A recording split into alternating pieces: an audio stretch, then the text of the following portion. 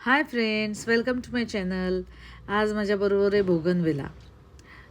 हे एका कुंडीत आहे. मोठी कुंडी आहे तशी. त्याच्यात 2 हे लावलेले आहेत. बघा किती छान फुलले. ॲक्च्युली माझ्या मुंबईच्या घरातलं झाड आहे आणि इतकं सुरेख त्याला फुलं आलेत. त्याला विशेष खत नाही, काय नाही. पण हा सीझन छान आहे आणि फुलं खूप छान येत आहेत. पानं अगदीच कमी आहेत आणि मस्त फुलं आलेली आहेत. मध्ये मी एक शॉर्ट टाकलेला. शॉर्ट्समध्ये छोटासा म्हणजे माझ्या फार्मवर व्हाईट बोगनविल्याचं झाड आहे. ते पण अगदी भरभरून फुललेलं आहे, अगदी मस्तपैकी. त्यांना काहीही काळजी करायला लागत नाही.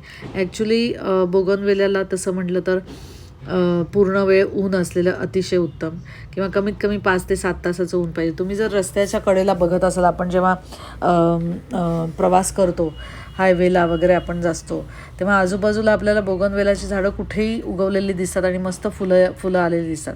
तर त्याचं कारण हेच आहे की ते कुठेही छान होतं. फक्त त्याचं एकच हे आहे की त्याला छान ऊन पाहिजे आणि पाणी कमी पाहिजे. जर तुम्ही त्याला पाणी खूप घातलं आणि सावलीत जर ठेवलं, कमी उन्हात ठेवलं, तर त्याला पानं खूप येतील आणि फुलं येणार नाही.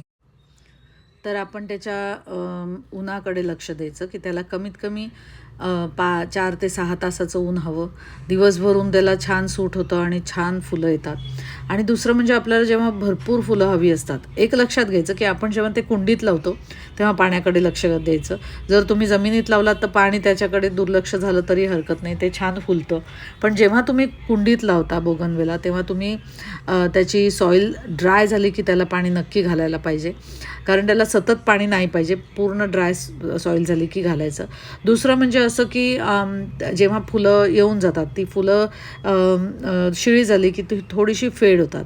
फेड झाली की ती फुलं येतात, त्याच्यात थोडंसं खालून अजून फांदी कट करायची, का तर आपल्याला जास्त ब्रांचेस येतील आणि जास्त ब्लूमिंग म्हणजे जास्त फ्लावर्स येतील.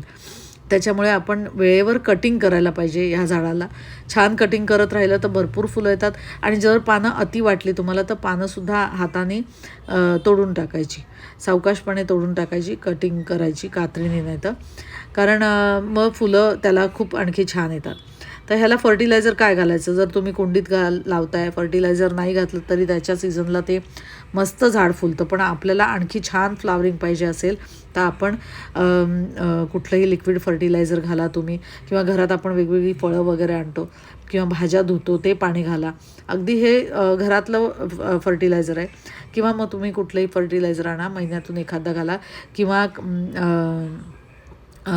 एखाद मोठी वर्मी कंपोस्ट घातलं तरी हरकत नाही, महिन्यातून एकदा. ॲक्च्युली ह्याला फुलं खूप येतात, त्याच्यामुळे ह्याला खरं खत घातलं तर म्हणजे ते हेवी फीडर असतं, आपण ते घातलं तर त्याला आणखी फुलं येतात. पण मी सांगते की ह्या झाडाला माझ्या कुठल्याही प्रकारचं खत घातलं नाही का, तिथे माझं एवढं लक्ष नसतं त्या झाडांकडे, तरी पण हे झाड नेहमी छान फुलतं.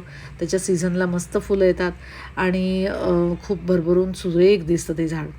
दुसरं म्हणजे हे झाड लावायला इझी आहे.